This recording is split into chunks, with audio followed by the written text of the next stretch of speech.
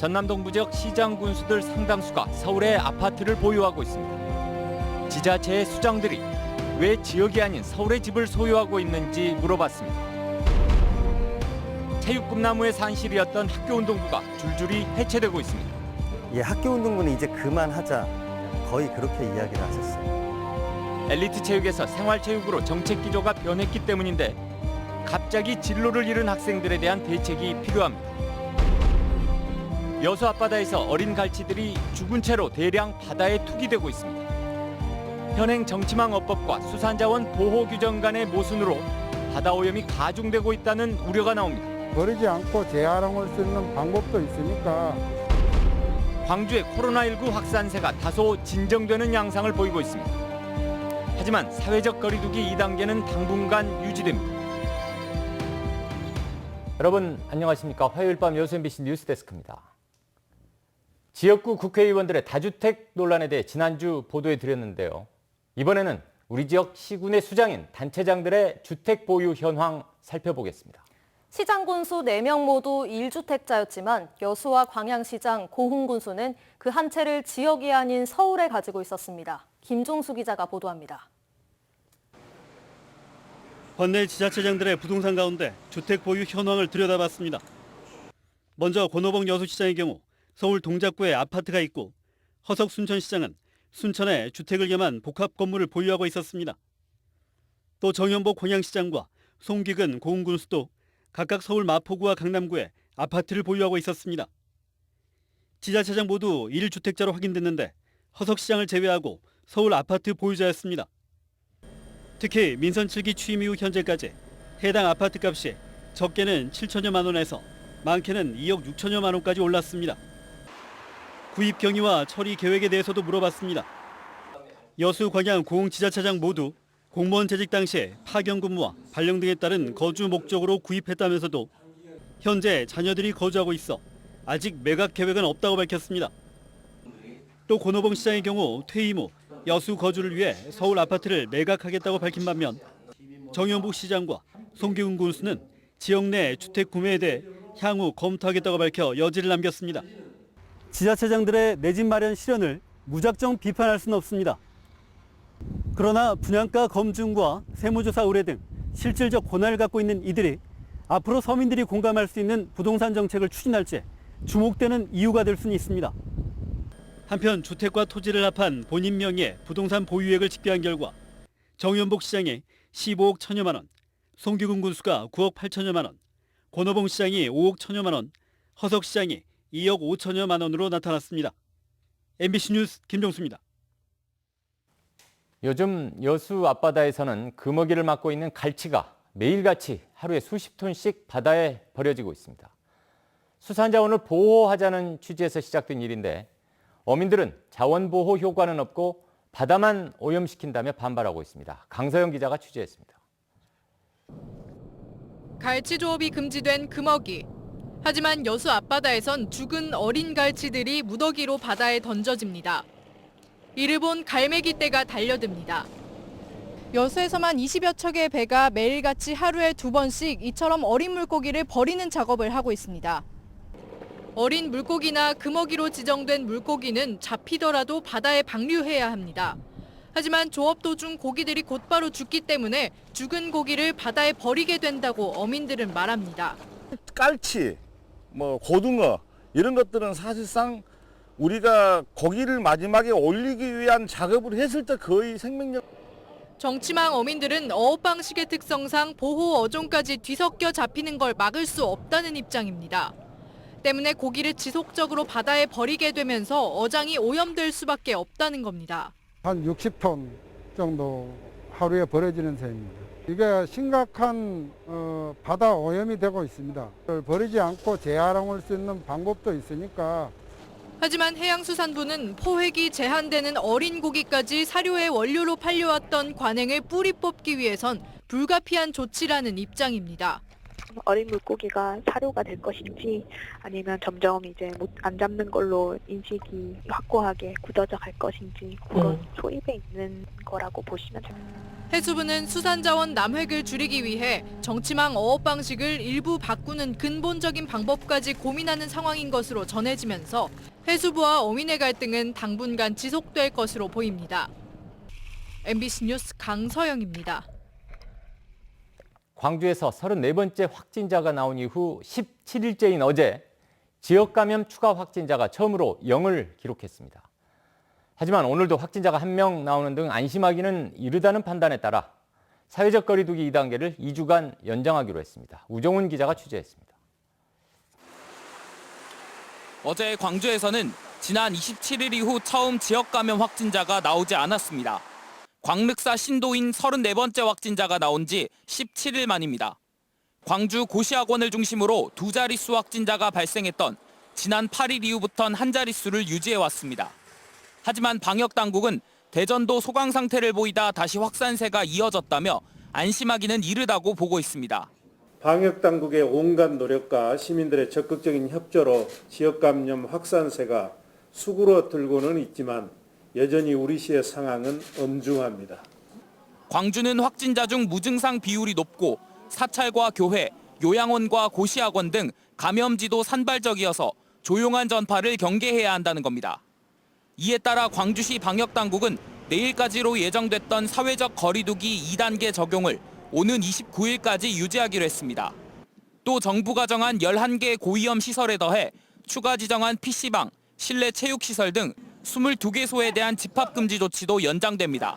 오늘 그다음에 내일 사이 결과가 나와서 확진자가 또 얼마만큼 더 되어지는지 또 만약에 확진자가 나온다면 그들의 동선이 어떠한지 이런 거에 따라서 그 다음 주의 추이를 파악해 볼 수 있을 것 같습니다. 광주시 방역당국은 감염 경로가 밝혀지지 않은 확진자 2명에 대한 심층 역학조사를 진행하는 한편 20여 명이 자가격리 중 검사에서 확진 판정을 받은 만큼 1,800여 명에 이르는 자가격리자에 대한 관리를 강화하겠다고 밝혔습니다. MBC 뉴스 우종훈입니다. 코로나19의 재확산 상황 속에서 골프 모임을 가진 전남 지역 공무원들이 무더기로 직위 해제됐습니다. 전라남도는 지난 4일 영암의 모 골프장에서 골프를 친 도청 공무원 3명과 영암군 공무원 7명에 대해 지방공무원법 제48조 성실의 의무 등 위반으로 오늘 직위 해제했습니다. 이번 공무원 골프 모임에 참석했던 영암군 금정면장 A씨는 지난 1일과 2일 광주 고시학원에서 광주 127번 확진자와 접촉한 뒤 지난 8일 최종 확진 판정을 받았습니다.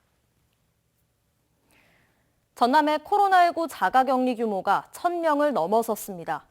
전남 26번째, 30번째 확진자와의 접촉자를 중심으로 자가격리 대상이 증가하면서 전남에서는 모두 1,064명이 자가격리 중이며 이 가운데 814명은 해외 입국자입니다. 방역당국은 코로나19 확산에 대비해 순천과 강진의료원의 여유 병상도 90개를 확보했습니다. 순천시가 코로나 방역수칙 위반 행위에 대한 주민 신고제를 운영합니다. 순천시는 코로나19 지역 확산을 차단하기 위해 대중교통과 식품 접객업소 종사자의 마스크 미착용, 집합 제한 금지 미준수, 자가격리 무단 이탈 행위 등 방역수칙 위반 행위에 대해 주민 신고제를 운영하기로 했습니다. 순천시는 또 시민의 방역수칙 준수 생활화와 지역 내 감염병 확산 예방 활동을 강화해 나가기로 했습니다.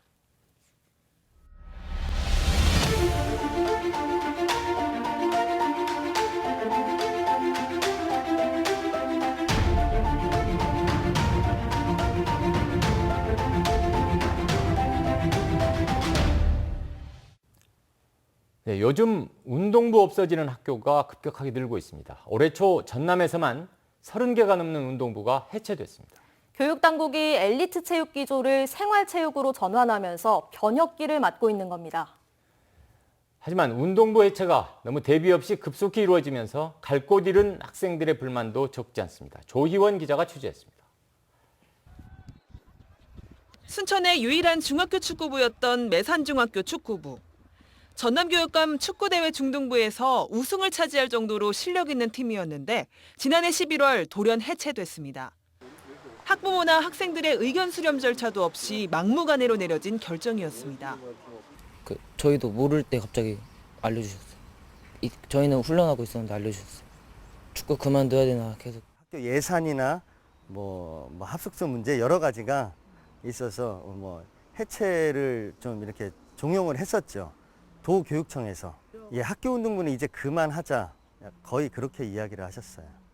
운동을 계속하려면 축구부가 있는 다른 지역의 학교로 전학을 가야만 했던 상황. 다행히 이달 초 대한축구협회로부터 재정을 지원받아 사설 축구클럽으로 재탄생하게 됐지만 팀이 유지되기 위해서는 도움이 절실한 상황입니다.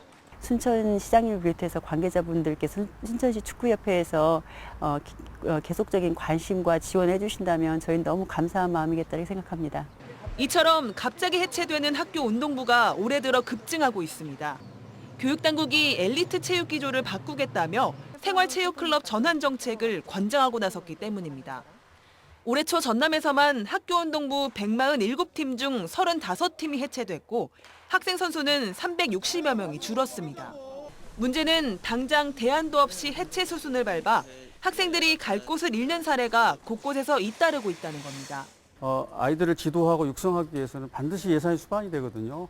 그 부분에 대해서 부담을 안고 있기 때문에 교육청에서도 지자체에서도 사실은 어떤 대안을 못 내놓고 있거든요. 학교 체육의 대전환기를 맞아 피해를 입는 학생들을 위한 교육당국과 지자체의 대책이 필요해 보입니다. MBC 뉴스 조희원입니다. 전남대학교가 올해까지는 대면 수업과 원격 수업을 병행하기로 했습니다. 전남대학교는 올해 코로나19 상황이 호전되더라도 대면 수업으로 전면 전환하지 않고 사회적 거리두기 단계 상황에 따라 원격 수업과 대면 수업의 비율을 조정하는 방향으로 운영하기로 했습니다. 대학 측은 수업의 질적 수준을 높이기 위해 다양한 수업 방식을 고심하고 있고 성적 평가 부실 논란을 줄이기 위한 방안도 마련하고 있다고 덧붙였습니다. 전라남도와 여수시 GS칼텍스는 오늘 여수 장도를 예술의 섬으로 조성하는 내용의 업무 협약을 체결했습니다. 이번 사업은 여수 장도에 오는 2023년까지 52억 원의 사업비를 들여 예술광장과 정원, 숲길 등을 조성하는 것으로 올해 말 실시 설계 작업이 완료될 예정입니다. 여수 장도는 GS칼텍스의 지역사회공헌 사업으로 지난해 5월 문을 열었으며 현재까지 모두 30만 명이 방문했습니다. 지난 10일 발생한 공윤호 21 병원 화재 당시 1층 출입문이 잠겨 있었다는 119 신고 내용이 확보돼 경찰이 수사에 나섰습니다. 국회 보건복지위원회 강기훈 의원은 최근 해당 119 신고 녹취록을 공개하면서 언급된 출입문은 현행 건축법과 소방시설법에 따라 피난시설에 해당해 폐쇄하면 안 된다고 주장했습니다. 경찰은 언급된 출입문들에 별도의 잠금 장치가 있지는 않았다며 신고자의 진술 등을 토대로 잠겨있던 문의 위치 등을 조사하고 있습니다. 전남의 시민단체들이 중대재해기업 처벌법 제정을 위해 운동본부를 출범했습니다. 지역 15개 시민단체와 진보연대 소속단체 등은 오늘 민주당 전남도당 앞에서 기자회견을 열고 산재 사망사고 근절을 위해 중대재해기업 처벌법 제정이 필요하다고 주장했습니다. 운동본부는 청와대 국민청원 등을 통해 중대재해기업 처벌법 제정을 실천해 나갈 것이라고 밝혔습니다. 오늘 오전 11시쯤 여수시 여수 세계박람회장 앞 해상에서 몸길이 180cm 정도인 상괭이 사체가 떠오른 것을 해양환경인명구조단 여수구조대가 발견해 해경에 신고했습니다. 상괭이는 국제멸종위기 보호동물로 포획은 물론 유통과 판매도 엄격하게 금지돼 있는데 여수 연안에서는 올해에만 상괭이 6마리가 숨진 채 발견됐습니다. 국회 김승남 의원이 농협 등이 선관위에 위탁해 실시하는 선거법 개정안을 발의했습니다.